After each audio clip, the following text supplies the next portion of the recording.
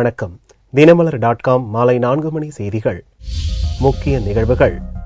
உத்தரகாண்ட் மீட்பு பணி ஹெலிகாப்டர் விபத்தில் மதுரை பைலட் உள்பட 20 பேர் பலி. குவிந்துள்ள பிணங்களால் உத்தரகாண்டில் தொற்று நோய் அபாயம். காங்கிரஸ் எம்எல்ஏக்களுடன் கனிமொழி சந்திப்பு. தனிமையில் தேமுதிக ராஜ்யசபா தேர்தலில் இறுதிக்கட்ட பரபரப்பு. தங்கம் விலை மீண்டும் தொடர் சரிவு. புதனன்று 360 ரூபாய் விலை குறைந்து ஒரு சவரன் 19,848 ரூபாய்க்கு விற்பனை. விரிவான செய்திகள். உத்தரகாண்ட் மாநிலத்தில் வெள்ள மீட்பு பணியில் ஈடுபட்டிருந்த விமானப்படை ஹெலிகாப்டர் விபத்துக்குள்ளானதில் அதிலிருந்த 20 வீரர்களும் பலியானது தெரிய வந்துள்ளது. உத்தரகாண்ட் மாநிலத்தில் வெள்ளத்தில் சிக்கியவர்களை மீட்கும் பணி கடந்த ஒரு வாரமாக நடந்து வருகிறது. மீட்பு பணியில் 50க்கும் மேற்பட்ட விமானப்படை ஹெலிகாப்டர்கள் ஈடுபடுத்தப்பட்டிருந்தன. பேரழிவுக்குள்ளான கேதார்நாத் புண்ணிய ஸ்தலத்தை சுற்றியுள்ள பகுதிகளில் மீட்பு பணிகளை முடித்துவிட்டு செவ்வாயன்று மாலையில் MI-17 V5 ரக விமானப்படை ஹெலிகாப்டர் கவ்சார் எனும் பகுதியில் உள்ள நிவாரண முகாமுக்கு திரும்பிக் கொண்டிருந்தது. மோசமான வானிலை காரணமாக அந்த ஹெலிகாப்டர் நடுவழியில் விபத்துக்குள்ளாகி கீழே விழுந்து முற்றிலும் எரிந்தது. இந்த பயங்கர விபத்தில் முதலில் 8 பேர் பலியானதாக தகவல் வெளியானது. செவ்வாயன்று இரவு முழுக்க நடந்த தேடுதல் வேட்டையில் மேலும் 4 உடல்கள் மீட்கப்பட்டன. இந்நிலையில் புதனன்று காலையில் உத்தரகாண்ட் விரைந்த விமானப்படை தலைமை தளபதி NAK பிரவுன் கூறுகையில் ஹெலிகாப்டரில் 20 வீரர்கள் இருந்ததாகவும் விபத்தில் அனைவருமே பலியானதாகவும் தெரிவித்தார். As far as the investigation is concerned, yesterday evening we have winched down 7 to 8 of our Garud commandos from an ALH and at the crash site, because this crash site is on a very steep mountain cliff. So we have recovered the bodies, we have recovered the CVR and the FDR, and that will help us to establish what exactly happened. So we're not ruling out anything. It could be technical related, it could be also the weather related. இறந்த 20 பேரில் 5 பேர் விமானப்படை வீரர்கள், 6 பேர் இந்தோ திபெத்திய எல்லை police படையினர், எஞ்சிய 9 பேர் தேசிய பேரழிவு மீட்பு படையினர் என்பது தெரியவந்துள்ளது. உத்தரகாண்ட் பகுதியில் மீட்பு பணியில் ஈடுபட்ட ஹெலிகாப்டர் வெடித்து சிதறிய விபத்தில் மதுரையைச் சேர்ந்த பைலட் பிரவீன் என்பவர் பலியாகி உள்ளார். மதுரை TVS நகரைச் சேர்ந்த பிரவீன் அவருடைய பெற்றோருக்கு ஒரே மகன். மதுரை TVS பள்ளியில் பள்ளி படிப்பை முடித்த பிரவீன் தியாகராஜர் பொறியியல் கல்லூரியில் படிப்பை முடித்து கடந்த 2007ஆம் ஆண்டு பைலட்டாக பயிற்சி பெற்று பெங்களூருவில் பைலட்டாக பணியில் சேர்ந்தார். தற்போது உத்தரகாண்டில் நடந்து வரும் மீட்பு பணியில் பிரவீன் ஈடுபட்ட போது விபத்தில் சிக்கி உயிரிழந்தது அவருடைய உறவினர்களிடம் ஆழ்ந்த சோகத்தை ஏற்படுத்தியுள்ளது. எங்களால தாங்க முடியாத இழப்பு தான் சார். இழப்புன்னே எங்களால சொல்லலாம். பிரவீன் பலியான சம்பவம் குறித்து அறிந்த அப்பகுதி மக்கள் அவருடைய வீட்டின் முன் திரண்டு குடும்பத்தாரின் சோகத்தில் பங்கேற்றுள்ளனர். மழை வெள்ளத்தால் நாசமான உத்தரகாண்ட் மாநிலத்தில் மோசமான வானிலை காரணமாக மீட்பு பணிகளில் தொய்வு ஏற்பட்டுள்ளது. இன்னமும் தத்தளித்து வரும் 5000 பேரை மீட்க ராணுவத்தினர் போராடி வருகின்றனர். பேரழிவுக்குள்ளான ருத்ரபிரயாக் மாவட்டத்தில் உள்ள கேதார்நாத் புண்ணிய ஸ்தலத்தை சுற்றியுள்ள பகுதிகளில் சிக்கியிருந்தவர்கள் அனைவரையும் மீட்டுவிட்ட ராணுவத்தினர் இப்போது சாமோலி மாவட்டத்தில் உள்ள பத்ரிநாத், உத்தர்காசி மாவட்டத்தில் உள்ள ஹர்சில் ஆகிய புண்ணிய ஸ்தலங்களில் சிக்கியிருக்கும் 5000 பேரை மீட்பதில் முனைப்பு காட்டி வருகின்றனர். நிலச்சரிவால் சாலைகள் துண்டிக்கப்பட்டதால் பத்ரிநாத்தில் 4000 பேரும் ஹர்சில் டவுனில் 1000 பேரும் சிக்கி தத்தளிக்கும் நிலையில் தொடர்ந்து 3வது நாளாக வானிலை மோசமாக இருப்பதால் மீட்பு பணிகளில் தொய்வு ஏற்பட்டுள்ளது. உத்தரகாண்டில் முகாமிட்டுள்ள விமானப்படை தளபதி பிரவுன் வெள்ளிக்கிழமை வானிலையில் முன்னேற்றம் ஏற்பட்டால் திங்கள் அல்லது செவ்வாய்க்குள் மீட்பு பணிகளை முழுவதுமாக முடித்து விடுவோம் என்றார். Well, I had conveyed a message yesterday itself to all these people who are survivors who are there and their relatives and families that our rotors will not stop churning. That means we will continue with the job till we get our people out. இதனிடையே கேதார்நாத்தில் பலியானவர்களின் உடல்களை மொத்தமாக தகனம் செய்வதற்கான ஏற்பாடுகள் தொடர்ந்து நடந்த போதும் மோசமான வானிலை காரணமாக சடலங்களை எரியூட்டுவதில் தாமதம் ஏற்பட்டுக் கொண்டே வருகிறது. அழுகி போன ஏராளமான சடலங்களால் கேதார்நாத்தில் பெரிய அளவில் தொற்று நோய்கள் பரவும் அபாயம் ஏற்பட்டுள்ளதாகவும் வாந்தி பேதி போன்ற இதர நோய்களால் பலர் பாதிக்கப்பட்டிருப்பதாகவும் பேரிடர் மீட்பு படையினர் தெரிவித்தனர். ராஜ்யசபா தேர்தலில் ஆதரவு தெரிவித்ததற்கு தமிழக காங்கிரஸ் தலைவர் மற்றும் அக்கட்சி MLAக்களை திமுக வேட்பாளர் கனிமொழி நேரில் சந்தித்து நன்றி தெரிவித்தார். தமிழகத்தில் 6 MP இடங்களுக்கான ராஜ்யசபா தேர்தல் வியாழனன்று நடக்கிறது. அதிமுக சார்பில் 4 பேர், இந்திய கம்யூனிஸ்ட் கட்சியின் டி. ராஜா உள்ளிட்ட 5 பேரின் வெற்றி உறுதியாகி உள்ளது. 6வது இடத்திற்கு திமுகவின் கனிமொழி, தேமுதிகவின் இளங்கோவன் இடையே கடும் போட்டி நிலவி வந்தது. இரு கட்சிகளுமே காங்கிரசிடம் ஆதரவு கோரியிருந்தன. திமுக ஆதரவு கேட்டும் 3 MLA-க்களை கொண்டுள்ள பாமக அதை நிராகரித்ததுடன் தேர்தலை புறக்கணிப்பதாகவும் அறிவித்துவிட்டது. இந்நிலையில் நீண்ட இழுபறிக்கு பின் செவ்வாயன்று இரவு திமுகவுக்கு காங்கிரஸ் மேலிடம் ஆதரவு அறிவித்துள்ளது. இதன்படி காங்கிரஸ் கட்சியைச் சேர்ந்த 5 MLA-க்கள் கனிமொழிக்கு ஓட்டளிக்க உள்ளனர். இதன் மூலம் திமுகவின் 23 MLA-க்கள், மனிதநேய மக்கள் கட்சி மற்றும் புதிய தமிழகம் கட்சிகளின் தலா 2 MLA-க்கள் மற்றும் காங்கிரஸ் கட்சியின் 5 MLA-க்களை சேர்த்து கனிமொழிக்கு 32 ஓட்டுகள் உறுதியாகி உள்ளது. வெற்றி பெற 34 ஓட்டுகள் போதுமானது என்ற நிலையில் கனிமொழிக்கு 32 வந்தாலும் வெற்றி உறுதியாகி உள்ளது. இந்நிலையில் காங்கிரஸ் தலைமை அலுவலகமான சத்தியமூர்த்தி பவனுக்கு புதனன்று சென்ற கனிமொழி தமிழக காங்கிரஸ் தலைவர் ஞானதேசிகன் மற்றும் காங்கிரஸ் MLA-க்களை நேரில் சந்தித்து நன்றி தெரிவித்தார். வருகிற மாநிலங்களவை தேர்தலில் திராவிட முன்னேற்ற கழகத்தின் சார்பாக நிறுத்தப்பட்டிருக்கிற வேட்பாளர் திருமதி கனிமொழி அவர்கள் சத்தியமூர்த்தி பவனுக்கு வந்து காங்கிரஸ் கட்சியின் சட்டமன்ற உறுப்பினர்கள் கூட்டம் நடைபெற்றுக் கொண்டிருந்தது. அவர்களிடம் ஆதரவு கேட்டு அதே நேரத்தில் அகில இந்திய காங்கிரஸ் தலைவி அன்னை சோனியா காந்தி அம்மையாருக்கு தங்களுடைய நன்றியை, மற்ற தலைவர்களுக்கும் நன்றியை இன்றைக்கு தெரிவித்து போனார்கள். தன்னை இந்த தேர்தலில் திராவிட முன்னேற்ற கழகத்தின் வேட்பாளரை ஆதரித்ததற்காக. காங்கிரஸ் கட்சியின் திடீர் முடிவால் தேமுதிக தனிமைப்படுத்தப்பட்டுள்ளது.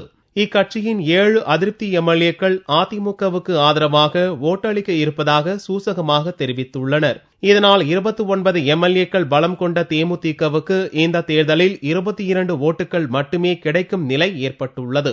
ஆனால் தேமுதிகவின் அதிருப்தி MLA-க்களின் 7 ஓட்டுகள் தேமுதிகவிற்கு தவிர வேறு யாருக்கும் கிடைக்கக்கூடாது என்று விஜயகாந்த் உத்தரவிட்டுள்ளார். இதற்காக ஷிப்ட் முறையில் கொறடா உட்பட நம்பிக்கையான ஏஜென்ட்டுகளை நியமித்துள்ள விஜயகாந்த் தேமுதிகவினர் மாற்றி ஓட்டு போட்டால் அதை செல்லாத ஓட்டுகளாக அறிவிக்க தேர்தல் அதிகாரியிடம் முறையிட வேண்டும் என்றும் உத்தரவிட்டுள்ளார். தெளிவான முடிவு எடுக்க முடியாத, கையாலாகாத நிலையில் மத்திய அரசின் செயல்பாடுகள் இருப்பதாக பாரதிய ஜனதா மூத்த தலைவர் வெங்கையா நாயுடு குற்றம் சாட்டியுள்ளார். புதனன்று சென்னையில் பாரதிய ஜனதா மாநில அலுவலகத்தில் செய்தியாளர்களை சந்தித்த அக்கட்சியின் மூத்த தலைவர் வெங்கையா நாயுடு, மோசமான மத்திய அரசின் நிலைப்பாட்டால் விலைவாசி விஷம் போல் ஏறி உள்ளதாகவும், சீன ராணுவம் இந்திய எல்லைக்குள் ஊடுருவது போன்ற பிரச்சினைகளை எதிர்கொள்ள முடியாத, கையாலாகாத அரசாக இருப்பதாகவும் குற்றம் சாட்டினார். முடிவு எடுக்க முடியாத தன்மை, எதிலும் தெளிவு இல்லாத நிலை ஆகியவையே மத்திய அரசின் நிலையாக இருப்பதாகவும் Venkaiah Naidu சாடினார். Indecision, indifference, inaction and incompetence have become the hallmarks of the Congress-led UPA government. Narendra மோடியின் உத்தரகாண்ட் உதவிகளை கூட காங்கிரஸ் கட்சியினர் அரசியலாக்குவதாகவும் வெங்கையா நாயுடு குற்றம் சாட்டினார். ஊழல் கரை படிந்த மத்திய அரசை தூக்கி எறிய மக்கள் தேர்தலை எதிர்நோக்கி இருப்பதாகவும் அவர் கூறினார். தஞ்சை மாவட்டம் பிள்ளையார்பட்டி ஊராட்சியின் பிளாஸ்டிக் மறுசுழற்சி மையத்திற்கு தமிழக அரசு மாநில அளவிலான விருதை வழங்கி பாராட்டு தெரிவித்துள்ளது. தமிழக அரசின் மகளிர் சுய உதவிக் குழுக்களின் கூட்டமைப்பினால் தஞ்சை பிள்ளையார்பட்டியில் பிளாஸ்டிக் சேகரிப்பு மற்றும் மறுசுழற்சி மையம் கடந்த ஆண்டு ஜூன் மாதம் அமைக்கப்பட்டது. இந்த மையத்தில் 12 மகளிர் சுய உதவிக் குழுக்களை சேர்ந்த பெண்கள் பணியாற்றுகின்றனர். ஊராட்சி பகுதியை தூய்மையாக வைத்திருக்கும் நோக்கத்தில் குறிப்பிட்ட தொகையை கொடுத்து வீடுகளிலிருந்து பிளாஸ்டிக் கழிவுகளை பெற்று மையத்திற்கு கொண்டு வந்து சேர்க்கின்றனர். பின்னர் மற்றொரு பிரிவு பெண்கள் அந்த பிளாஸ்டிக் கழிவுகளை இயந்திரம் மூலம் அரைத்து சாலைகள் அமைப்பதற்கான துகள்களை தயாரித்து கொடுக்கின்றனர். கடந்த ஆண்டு மட்டும் 16 டன் பிளாஸ்டிக் துகள்கள் இந்த மையத்தில் உற்பத்தி செய்யப்பட்டுள்ளது. இங்கு தயாரிக்கப்பட்ட பிளாஸ்டிக் துகள்கள் மூலம் தஞ்சை புதுக்கோட்டை வரை 15 கிலோமீட்டர் தூரம் சாலை போடப்பட்டுள்ளது. இந்த மையத்தை தமிழக அரசு பாராட்டி மாநில அளவிலான விருது மற்றும் சான்றிதழ் வழங்கி கௌரவித்துள்ளது. இந்த பிளாஸ்டிக் ஒழிப்பு திட்டத்தில் இந்த தஞ்சை மாவட்டம் மகளிர் திட்டம் வாயிலா இந்த பிள்ளையார்பட்டி ஊராட்சியில நாங்க குழு கூட்டமைப்பு கூட்டமைப்பில் இந்த பணியை தொடர்ந்து செஞ்சுட்டு வரோம். பிளாஸ்டிக் தார்ச்சாலை போடுறதுக்கு ஒவ்வொரு கான்ட்ராக்டுக்காரங்களும் எங்களுக்கு கிலோ 30 ரூபா மேனி எடுத்துட்டு போவாங்க.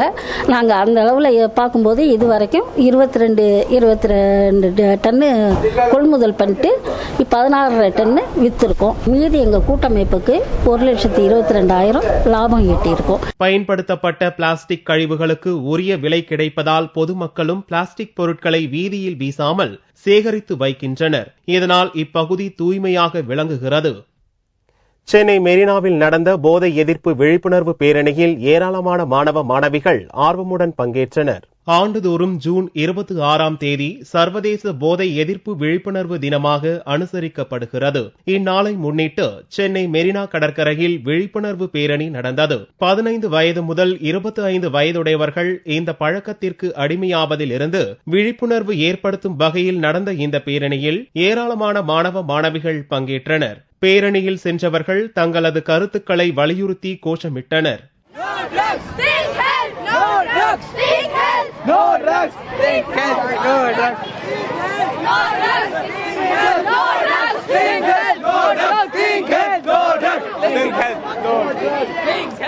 தமிழகத்தில் இந்த பிரச்சனை இல்லை என்ற போதும் இந்த ஆண்டு சுகாதாரமே முன்னுரிமை என்ற அடிப்படையில் விழிப்புணர்வு நடத்தப்படுவதாக தமிழக சுகாதாரத்துறை செயலாளர் தெரிவித்தார். தமிழ்நாடை பொறுத்தவரை இது பொதுமக்களிடையே இந்த ட்ரக் அபியூஸ்ங்கிறது பிரச்சனையா இல்லை. ஆனால் நம்மளோட நார்த் ஈஸ்டர்ன் ஸ்டேட்ஸ் அந்த மாதிரி இடத்துல இந்த பிரச்சனை இருக்கு. அது மட்டும் இல்லாமல் நம்ம இதை ப்ரிவென்ட் பண்ணோம். இந்த ட்ரக் டிராஃபிக்கிங்க அது அந்த ஆங்கிள்லையும் நம்ம பண்ணோம். அதில் நம்ம காவல்துறை நண்பர் மிக சிறப்பாக செயல்பட்டு இந்த ப்ரொடக்ஷன் ஆங்கிள்லயே நல்லா இது பண்ணிடுறாங்க. தமிழகத்தில் பான் மசாலாக்கள் விற்பதற்கான கெடு முடிந்து விட்டதாகவும் இனிமேல் விற்றால் கடும் நடவடிக்கை எடுக்கப்படும் என்றும் மலேரியா டெங்கு பாதிப்பிலிருந்து பொதுமக்கள் தங்களை பாதுகாத்துக் கொள்ள வேண்டும் என்றும் ராதாகிருஷ்ணன் தெரிவித்தார். பான்பரா குட்கா இதெல்லாம் உங்க மக்களுக்கு மட்டும் இல்லாம கேன்சர் போன்ற கொடிய நோயை இது பண்றது. இந்த ஆண்டு நீங்க பார்த்திருப்பீங்க நிதிநிலை இருக்கல இது நான் கம்யூனிகபிள் டிசீசஸ் அதுக்கும் தனி கவனம் நம்ம செலுத்துறதுனால இந்த அனைத்து விழிப்புணர்வுகளும் சேர்ந்து நம்ம சுகாதாரத்தை முன்னுரிமைப்படுத்துவதில் மிகவும் உறுதுணையா இருக்கும். மலேரியா டெங்கு பொறுத்தவரை எல்லாருக்கும் என்னோட வேண்டுகோள் என்னன்னா கடந்த ஆண்டு எப்படி நம்ம சிறப்பா செயல்பட்டு இதை முழுமையா கட்டுப்பாட்டுல கொண்டு வந்தோமோ இந்த ஆண்டு நம்ம மாநிலத்தில் இது பிரச்சனை இல்லை. ஆனா சில அருகாமையில் உள்ள மாநிலங்களில் இந்த பிரச்சனை மழை காலங்களில் வந்திருக்குங்கிறதுனால விழிப்புணர்வோட இருக்க சொல்லி எல்லாருக்கும் அறிவுறுத்திருக்கோம். பள்ளி கல்லூரி மாணவ மாணவிகள் தன்னார்வ தொண்டு நிறுவனத்தினர் நூற்றுக்கணக்கானோர் இந்த விழிப்புணர்வு பேரணியில் கலந்து கொண்டனர். கடந்த சில மாதங்களுக்கு முன்பு அதிரடியாக குறைந்த தங்கத்தின் விலை இந்த வார துவக்கத்திலிருந்தே மீண்டும் வீழ்ச்சியடைந்து வருகிறது. புதன்கிழமை அன்று ஒரே நாளில் ஒரு சவரனுக்கு 360 ரூபாய் குறைந்திருந்தது. ஒரு சவரன் தங்கம் 19,848 ரூபாய்க்கு விற்பனையானது. 1 கிராம் ஆபரண தங்கம் 2,481 ரூபாயாக இருந்தது. தங்கத்தை போலவே வெள்ளியின் விலையும் தொடர்ந்து குறைந்து வருகிறது. 1 கிராமுக்கு 1 ரூபாய் 30 காசுகள் குறைந்து 42 ரூபாய் 90 காசுகளுக்கு வெள்ளி விற்பனையானது. பார் வெள்ளியின் விலை 40,090 ரூபாயாக இருந்தது. மின்சாரம் மற்றும் எரிபொருள் இல்லாமல் இயங்கும் தண்ணீர் இறைக்கும் தானியங்கி இயந்திரத்தை கோவையைச் சேர்ந்த 3 பேர் கண்டறிந்து சாதனை படைத்துள்ளனர். தற்போது பெரும்பாலும் அனைத்து தொழில்களும் மின்சாரத்தை நம்பியே உள்ளன. மின்சாரம் இல்லாமல் போனால் சிறு குறு தொழில்கள் உட்பட பெரிய பெரிய தொழிற்சாலைகளும் பெரும் நஷ்டத்தை சந்திக்கும். இந்நிலையில் தமிழகத்தில் நிலவும் மின் பற்றாக்குறை அனைத்து தரப்பினரையும் வெகுவாக பாதித்துள்ளது. விவசாயத்திலும் மோட்டார் பயன்பாடு அதிகரித்துள்ளதால் மின்வெட்டு பிரச்சனையால் விவசாயிகளும் பல்வேறு சிக்கல்களை எதிர்கொள்கின்றனர்.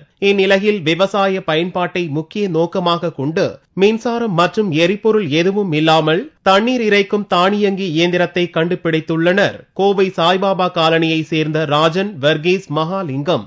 இவர்கள் 3 பேரும் கடந்த 10 ஆண்டுகளாக நடத்திய ஆராய்ச்சியின் பலனாக காந்த சக்தி மூலம் செயல்படும் தானியங்கி இயந்திரத்தை கண்டுபிடித்து சாதனை புரிந்துள்ளனர். விவசாயிகளின் நலனுக்காக தயாரிக்கப்பட்ட தானியங்கி இயந்திரத்தை வாங்குவதற்கு பல தனியார் நிறுவனங்கள் முன் வந்தாலும் தங்களுடைய கண்டுபிடிப்பை அரசுக்கு அளிக்க விரும்புவதாக வர்கீஸ் தெரிவித்தார். இந்த பம்புக்கு பாத்தீங்கன்னா ஃபுல்லி வால்வு தான். அதாவது டெக்னாலஜி அப்படிங்கறது அப்படி சொல்றது பார்த்தா மேக்னெட்டிக் வால்வு ஃபுல்லாவே பாத்தீங்கன்னா டைமிங், அதாவது ஒரு ஃபங்க்ஷன் முடிஞ்சு அடுத்த ஃபங்க்ஷன் வர மாதிரி ஒரு டைமிங் வச்சு பண்ணியிருக்கோம் இந்த பம்பை.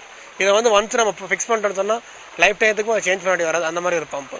ஆனா இப்போ நாங்க பிரைவேட் செக்டருக்கு யாருமே கொடுக்குற ஐடியா இல்லை, எல்லாமே கவர்மெண்ட் கொடுக்கணும் அப்படிங்கறத எங்களோட பிளான். டோட்டலா இது இது பண்ற மாதிரி ஐடியாவே இல்லைங்க. அது கவர்மெண்ட் கொடுக்கணும், கவர்மெண்ட் ப்ராஜெக்ட் பார்த்துட்டு வெளிநாட்டில் நிறைய பேர் கேட்டிருக்காங்க இந்த ப்ராஜெக்ட் இது பண்றதுக்கு. மின்சாரம் இல்லாமல் பயன்படுத்தப்படும் இந்த தானியங்கி இயந்திரம் மூலம் தொழிற்சாலையிலிருந்து வெளியேறும் சாயக்கழிவு நீரை தொழிற்சாலையிலிருந்து ஒருங்கிணைந்த சாயக்கழிவு சுத்திகரிப்பு நிலையத்துக்கு கொண்டு செல்ல முடியும் என்றும், ஆறு, குளம் மற்றும் ஏரி ஆகியவற்றிலிருந்து மக்கள் வசிக்கும் பகுதிகளுக்கு எளிதாக தண்ணீர் கொண்டு சென்று விநியோகிக்க முடியும் என்றும் இயந்திரத்தின் சிறப்புகள் குறித்து தயாரிப்பாளர் மகாலிங்கம் விளக்கினார். இது பாத்தீங்கன்னா அக்ரிகல்ச்சர் ஒண்ணுங்க. ரெண்டாவது ஆறு, குளம், ஏரிகளிலிருந்து தண்ணி எடுக்கிறது பயன்படும். ஆறு குளங்கள்ல இருந்து தண்ணி எடுத்துக்கிட்டு மேற்கொண்டு பாத்தீங்க அப்படின்னுச்சுன்னா இதுல கரண்ட் ப்ரொடியூஸ் பண்ணிக்கலாம். இதனுடைய லிமிட் அப்படிங்கிறது பாத்தீங்கன்னா அன்லிமிட்டெடுங்க.